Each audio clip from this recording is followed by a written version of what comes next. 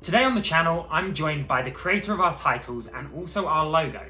He also, just by coincidence, happens to be my dad as well. Introducing Mike Dix. Hello.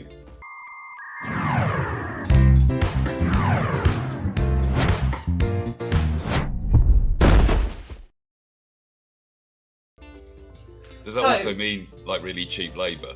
Yes, exactly. Yeah, of course. You haven't paid me for the titles or anything. No. I mean, it's exposure, isn't it? Not that you need that any more than I do. It's more the other way around, really, isn't it? Free exposure, always good. Yeah, exactly. So basically, we're going to be talking a lot about sort of your body of work as well as your obviously connection to the channel, and on top of that, some of the sort of influences about sort of sci-fi and that kind of stuff as well that comes into a lot of your work, which I'll be getting onto a little bit later. There's quite a few sort of things. But for people who don't know, Mike is the creator of Trumpton, which is a satirical social media account that was created quite a while ago, back during the elections that happened in, what was the year, sorry? 2015. 2015, yeah. On top of that, that spawned a comic called The Brexit, which has a lot more satirical humour, as well as parodies of a lot of kind of pop culture icons. And in that as well, we also have Mike&Scrabble, which is a book that he authors and illustrates, of which I have 2 copies actually up on my background. Not only that, but there's also a number of different channels that he has sort of his fingers in various different places. And so we're just going to talk to him about a few of those things and see where this chat goes, really. So on that note, when it comes to stuff like the Brexit and Trumpton, just for any of my fans that might not know, just a sort of quick summary, I'm sure you've told this story plenty of times, but just a quick summary, how did that really sort of kick off? How did that really begin? Anger. You know me, I'm your dad. I was angry, and I was angry about right-wing politics really just emerging, particularly people like Mr. Farage and that whole kind of movement towards what we didn't call Brexit at the time, what we were calling Leave the EU or whatever, and how foolish I thought that was, but dangerous because it was, as we know subsequently, it's kind of led to, well, where we are now, and where we've got very divisive politics with sort of almost racism at its heart. And I did a couple of jokes. Largely, I think I was just hunting around really to find a way to communicate about that, how I felt about that. And I did one joke using a picture from Trumpton, which none of your audience will know of, except it was on Channel 4, I believe, when you were a kid.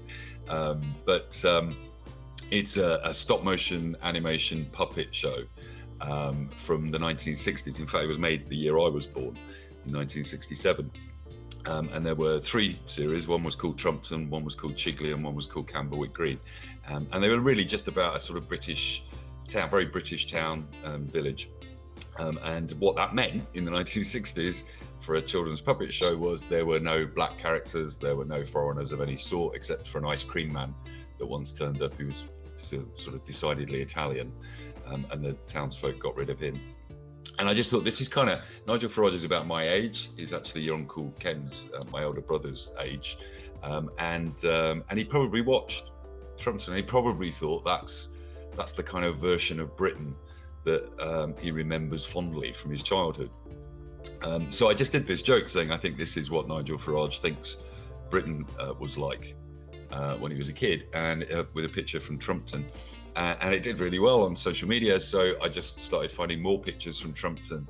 I kind of turned the mayor of Trumpton into a bit of a racist UKIP mayor. And I just did sort of daily jokes, grabbing a still from a YouTube video of Trumpton. I ended up watching all the series over and over again, trying to find characters to steal and turn into versions of modern politicians. And then I guess so it was really groundbreaking for me because I ran out of characters. There's about 36 characters in Trumpton. And you just run out of characters. And also the mayor was a man, and then suddenly Theresa May was Prime Minister. So I had to sort of think, well, what do I do? How do I make more jokes? So I went back to 3D software that I've been using for years, which is not designed for the job at all, but SketchUp, and just started creating my own set of characters based on politicians. So I've now got this kind of entire universe of small soft toy type characters who represent people like Boris Johnson and Donald Trump. I did a book about Donald Trump then using those characters, and then the Brexit comic, as you said. So it's kind of evolved with an audience. It's one of those things, it's like you with a social media channel, with a YouTube channel. Yeah, you listen to the comments from your audience, you find out what works and what doesn't work, and over time it encourages you to sort of grow it into something new. So it's transformed, I guess, in 5 or 6 years. Now Trumpton is probably that's the more popular account, but that one I use really to make comments directly about what's going on and share some news and some thoughts on things. It's still supposed to be funny most of the time. And then the Brexit tends to do a daily joke, a daily cartoon. Yeah, and and the development as well of the Brexit. So a lot of the issues that you've released have a lot more, as I was saying, a lot more sort of pop culture satire, which obviously connects somewhat to the channel. That you've sort of spoofed a lot of things, including Star Wars, for example, obviously a big part of the channel. And so because of that, sort of, what would you say that about sort of like sci-fi and stuff and that kind of aspect, how has that really sort of influenced both your body of work and I guess your life in general, really?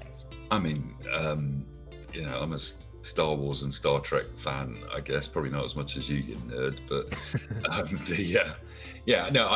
love sci-fi. I love the storytelling in them, the sort of idealism to a great extent of a lot of them, particularly things like Star Trek, but also they're kind of rife from my point of view for comedy, because they're stories that people know and characters that people know. And if you then place, I think I did Theresa May as the captain of the Starship Brexit in one comic, and I was really proud of that. I drew that entire USS Enterprise, but with a teacup as the saucer section, and made it the USS Brexit.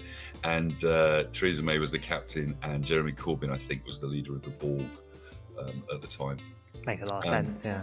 But I had to build the entire set, the control room of the Enterprise in order to put them in. And then I did the sort of wobble by just moving the camera and making them rock side to side. And yeah, I've used Star Wars a lot as well, because obviously there's good guys and bad guys. One of the best, all of these stories are pretty much based on good against evil, dark side and light side. And obviously my politics are of a particular flavour, and I see the other side as the dark side. I'm sure they see me as part of the dark side in their own way. So obviously Donald Trump is the emperor. Yeah. And, various things like that. And it makes sense. I mean, a lot of these, especially a lot of sci-fi, quite often has metaphors for real life, and a lot of the time the sort of authors of these things, the creators of a lot of these shows, are taking real world inspiration. So of course they're going to be perfect for satire. Yeah, the politics inside Star Trek in particular, was rife. Gene Roddenberry, I think, is quoted a lot as saying that he wanted a vehicle to be able to talk about modern politics, but in a context that made it safe, by being somewhere in the future. And I think the series continues to do that now with Discovery. In the same way. So, I think sci-fi's always been able to do that. And that's the lovely thing about doing 3D cartoons is, my characters look like, I just happen to have a handy copy of the Brexit, which is available online. It is indeed. We will put the links to all of your socials in the description as well. So if anyone does want to check out any of Mike's work, you can do so as well. It's very cool. Do I have to pay you for that? No, not at all. Not at all. Yeah, so my characters look like little children's characters from a TV show. They're nowhere near as good as a Pixar movie, but they look like maybe somebody trying to make 3D characters in the 1960s. And because of that, they look a bit cute and it feels a bit childish. And then I get them to say pretty awful things sometimes. So, you can get away with a lot, much more so than if you used a photo to an extent. And then the other thing about sci-fi, just going back to that, is I've been talking to, I have a friend who helps me out with the writing on some of the comics, and also is the script writer on a project I do called Zoomlanders, which is an animated set of my characters. where we do Zoom calls between Donald Trump and Putin and Boris Johnson. And the writer of that, John Patrick Higgins, and I we're both sci-fi fans, and we've been talking about doing a satire comic of the MCU and Star Trek and Star Wars, etc. So because satire is about politics, but also culture. You know, the classic satire from the 16th, 17th century is was directed at culture just as much as it is at the politicians. So you know, when you've got pompous characters like Iron Man, there's a lot of fun to be had poking fun at. Yeah, of course, yeah. And it's something, in fact, that is being done at the minute, kind of in the media, with the Amazon series based on the graphic novels of The Boys. Which obviously, you know, you've got the MCU and then you've got this sort of that pokes fun at it, and it's kind of weird because they're sort of satirizing superheroes, but superheroes aren't part of our real life in that they don't exist, but obviously they are. No, they're part of our culture, aren't they? A fundamental part of our culture. You know, Superman's been around for what, 70 years? Yeah. So it's a fundamental thing, you know, and like your favorite Harry Potter as well, not just sci-fi. Fantasy stuff is ripe for it as well. It's all 100%. I mean, you get all these all the time. People on this platform constantly comparing things like Harry Potter to real life things constantly, and in a much more serious case, it's how like the Super Carlin brothers make all of their videos. It's all about their theories that relate to real life in some way and stuff, where they somehow get their evidence for all of their speculation. Yeah, and J.K. Rowling's a very political animal, you know. So yes. I think she knew what she was doing when she was writing about the one that must not be named and his followers. You know, and that whole business with Muggles and half-bloods and whatever, basically, is all obviously completely pertinent. There's a generation, I think, that's been brought up with those stories that has quite a different opinion, hopefully, about segregation, immigration, etc., etc. So, on something a bit less controversial, let's go into a bit more of sort of the sort of history that both of us have, especially with gaming and with the big franchises. I was thinking about it a lot, and sort of very differently to the thought process that I had during the first time I had a guest on the channel with Munya. One thing that really stood out for me with sort of particularly our history with games is peripherals in gaming a lot of the time, which I know over the years at least have seemed from my point of view to have really excited you about gaming in particular. The things that come, you know, your guitar heroes and your DJ heroes that have all of the additional sort of controllers effectively. I remember distinctly, I think when it was when you were doing a sort of gadget review segment for British Airways, was it? Yeah. And you got the Guitar Hero thing for the Nintendo DS to try out, which was super cool, and I 100% remember you being as excited as me about this kind of stuff as well. Which I love that stuff, don't you? I love the way. I mean, I've been a gamer since. I mean, you know, it's like weird talking to your dad, isn't it? It's a generational thing, but you know, my first computer was a ZX81 back in the 1980s. Yeah. And when I was a teenager, and I built it with your granddad, I seem to remember. And between us, we learned how to use it, and then with a friend, we'd sit there all weekend typing in code in order to play games. And it was so exciting. I mean, in those days, you had to type the code in to play a game. You actually got a physical magazine from a bookshop full of computer programs, and you just typed them in line by line, and at the end, you played the game. And people think the wait times on Xboxes are bad. Exactly. Difficult downloading something or joining a group to play a game. It's a lot easier than writing all that code out yourself. But then again, there was simpler games. You know, making a game of tic-tac-toe took a whole weekend basically.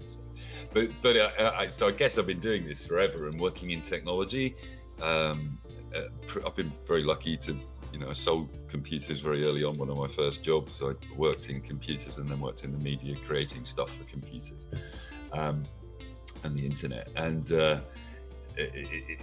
for me, it never ceases to excite me that there's something new coming out, that there's some new peripheral, there's a new extension. I think we always got the gun Yes, whenever we got the new gun thing, I remember for House of the Dead having the gun, and it was like playing in an arcade. But then whenever we had someone else come around, because we only had one gun, they were sat on the controller struggling, while I was just Nintendo Wii, once you could start moving around within a game, basically, or the Xbox camera as well. The Kinect, yeah. Yeah, and I actually made a TV show back in 2000 called FightBox, which was Loved for FightBox. the BBC. Yeah. That's not a nepotism. That's not just because my dad made it. FightBox was great. Yeah, FightBox was. I have a letter, an email that I kept from Disney because we were trying to sell it. We made it for the BBC, and then we were trying to sell the idea to the States. And we went to see somebody at Disney, and they wrote to me saying, "Mike, I think we love FightBox, but we think it's 10 years ahead of its time, as are you." And I thought, quite a compliment. That, and in 10 years I'll ring them up and say, now.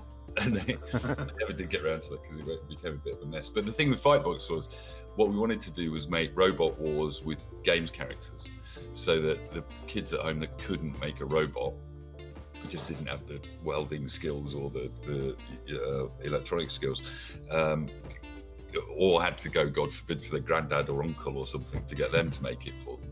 Yeah. But they could just do something at home, create a character of their own, and then put it through competitions, and then get on TV as a result of doing it well. And then what we did is we used augmented reality technology that didn't exist. I mean, we found a hidden corner of the BBC with the research lab, where they were working on some technology that meant they could track cameras in the studio, which I just found amazing. You could see these little dots moving around following the cameramen. Yeah. And then we used this CG projection system that meant that the players on the screen in front of them could see what these cameras were seeing, and in that camera picture you could see these computer characters. And it was glitchy. We had major problems trying to get it work, but the exciting thing was you had a live audience watching this. Yeah. And over the years, as I've become an old man of this crap, I've had people that work in the games industry now, or the TV industry, that say, God, yeah, I used to love FightBox. I absolutely used to love it. It was a great idea. The problem we had with that show, actually, was that we were asked to replace The Simpsons on BBC Two at 7 o'clock. Yeah, okay, that's... And I said to the BBC, I said, but I'll be watching The Simpsons at that time. I'm not going to do it. So it was tricky, and yeah, lots of problems. But now, I genuinely think that show, I don't know if you get to play a clip in this, you can find a couple of clips online of it. I'm sure if I can find one, it'll be somewhere in here. The concept of that show should come back because the technology now has caught up with what we were kind of predicting it should be. It would be so much better now, yeah. Yeah, in 2000, to play that game, we had a downloadable game that you could create your character. And I can't remember the exact size of it. It was about 60 or 70 megabytes, like smaller than an app on your phone nowadays. Yeah. But you had to download that on a dial-up network, and it took like 10-20 minutes for a lot of people, cost a lot of money. Yeah. So we had to distribute it on CDs, and so this is back in 2000. We're doing augmented reality with 5 cameras, and we're having to send out CDs for people to play it, basically.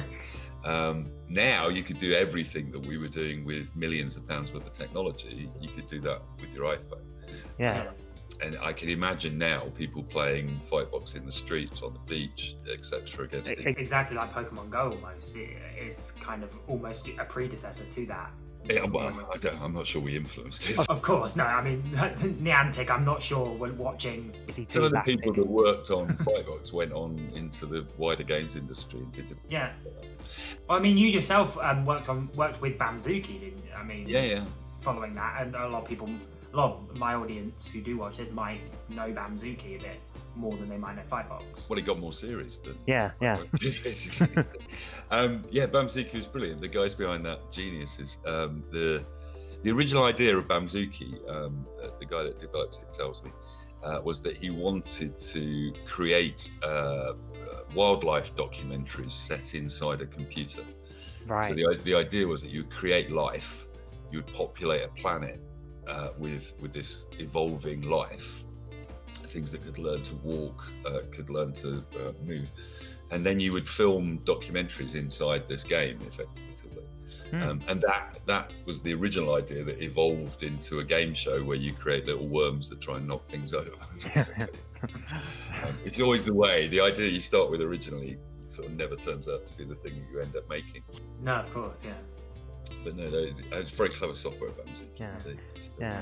On FightBox again, something that back then also that couldn't have been predicted as well is the sort of surge in eSports gaming as well, which I feel like something like FightBox would be huge in. It's funny because it was big at the time in Korea, South Korea. Esports gaming was a massive thing, and in I don't think in China at that point, but it was in South Korea, playing Nintendo games in large auditoriums, and it was something we thought might be possible in the UK, but it's never actually in the UK. I mean, you might know more than me, but I still don't think it's taken off in the UK as much as it has elsewhere in the world. It's big in America for sure, and in the UK, especially in FIFA, it's quite big. All the Premier League teams now have an esports team as well, but most other games, Rocket League I think has a bit of a following. But you know, Callum, that my history is coming up with ideas 5 years before everybody else, and never making any money out of the thing that actually happens. But I actually did pitch to ITV when I think when he had a was it a SNES, Super Nintendo?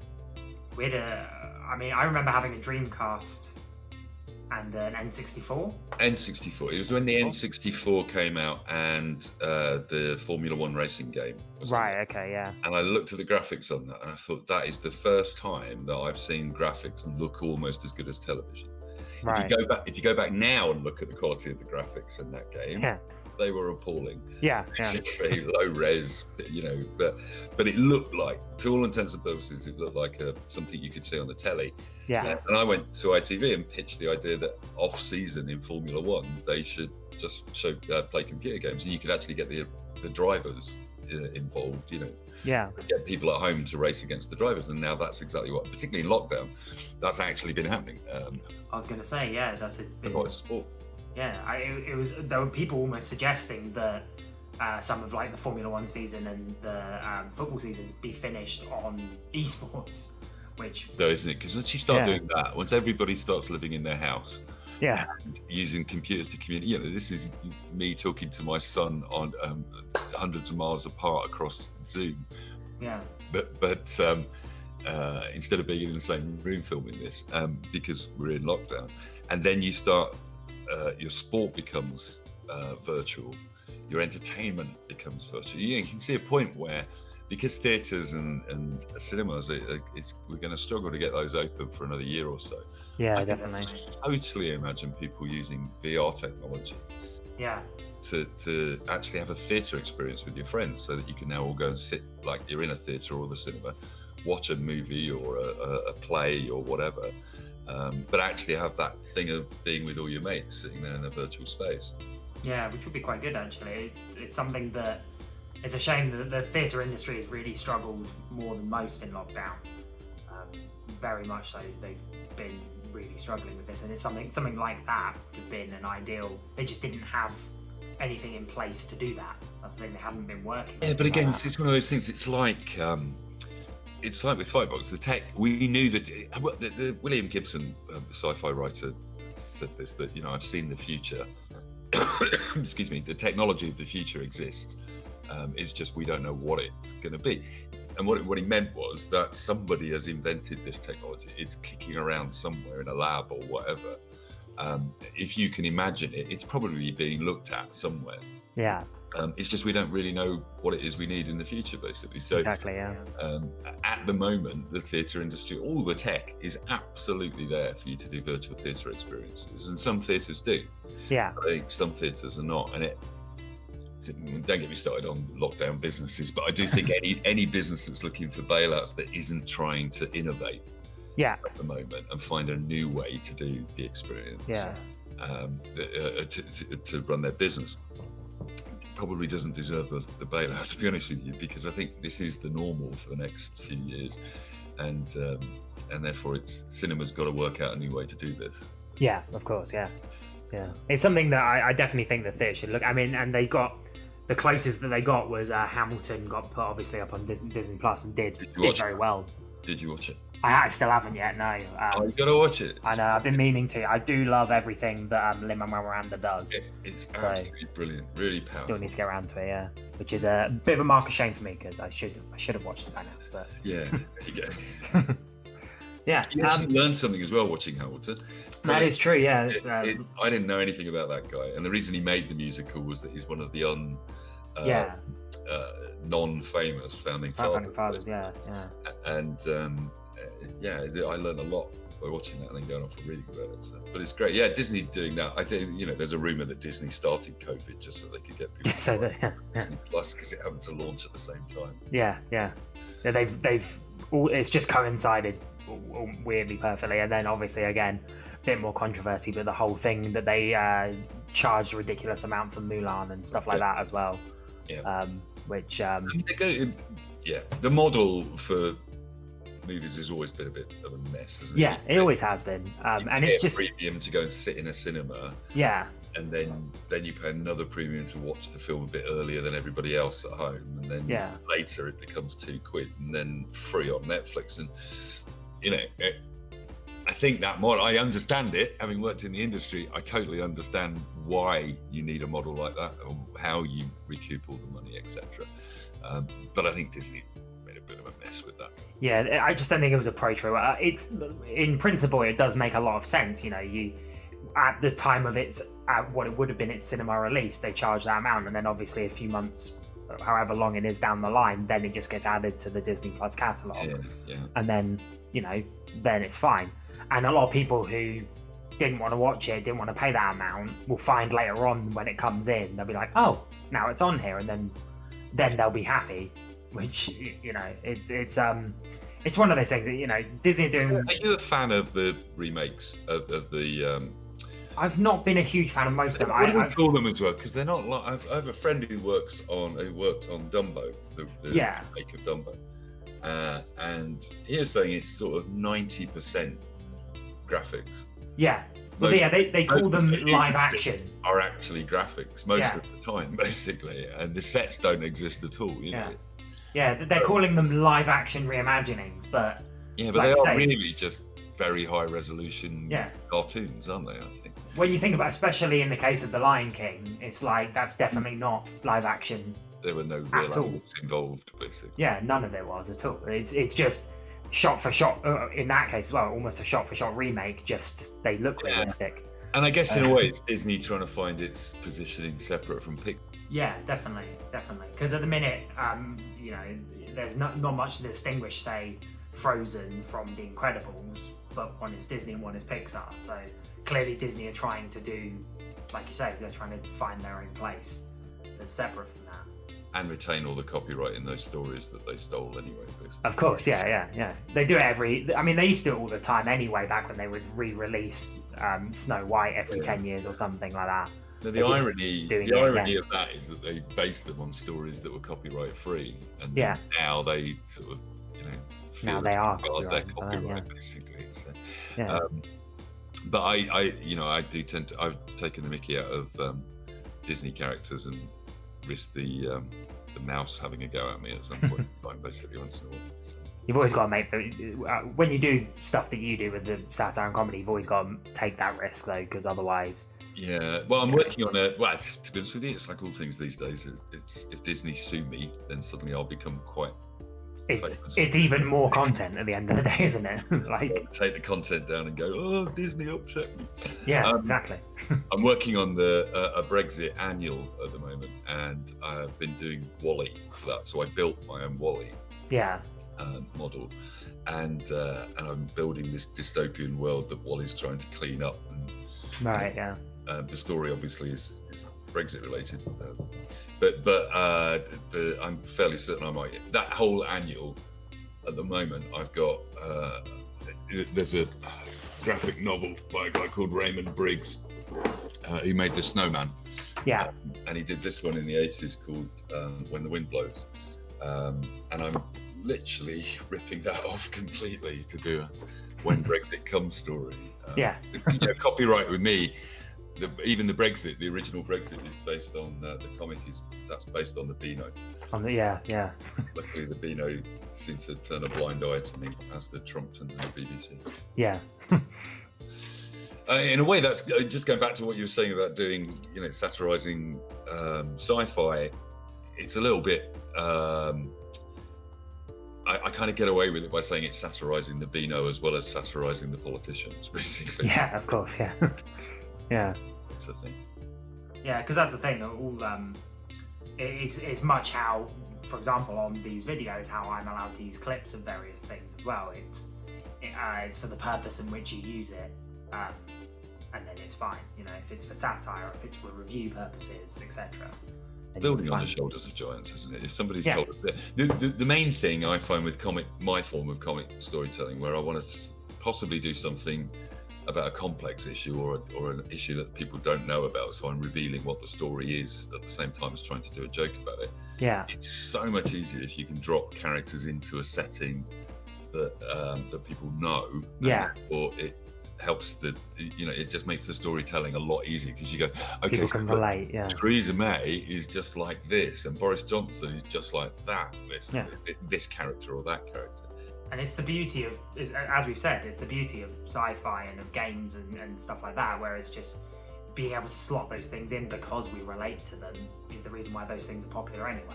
Well, I always think, because one of my heroes is the guy that does Family Guy, Seth MacFarlane. And Blue Harvest, the Star Wars tribute stroke satire that he does. I love them. I think they're great. Fantastic. All of them are great. Seth MacFarlane is just the master of that. I also think that was weird how that twisted, didn't it? When he did the Orville, and that was effectively started off as a comedy sort of satire about Star Trek. Yeah. And then it's now turned into the Star Trek everybody kind of wanted. Yeah, everyone was saying it's more Star Trek than Discovery was. Yeah, so they've now lowered down the sense of humour in it, basically. Yeah. Not the sort of Star Trek nature of it. It was in a weird way. It's again on Seth MacFarlane. It's kind of why Blue Harvest even happened in the first place, because I think one of his lawyers or something said, if we're going to keep making all these Star Wars jokes, something's going to have to happen. We're going to have to talk to someone at Lucasfilm. And then they were just like, we'll just do a whole parody then. Fine, why not?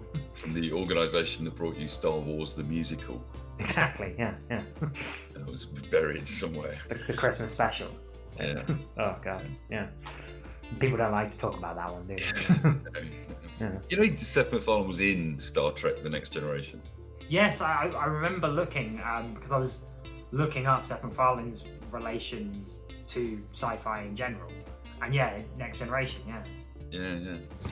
Mad, crazy. Been around. Right, so we've been rambling on for quite a while now, so it's probably about time that we wrapped up. Until next time I see you, it's a goodbye from me. And it's a goodbye from his dad. Thank you very much. If you enjoyed the content, please don't forget to leave it a like, and also subscribe if you haven't already. We're always looking to build up our followers, and every subscribe that you can give to us goes a really long way. Thank you so much for watching, and until next time, I'll see you around.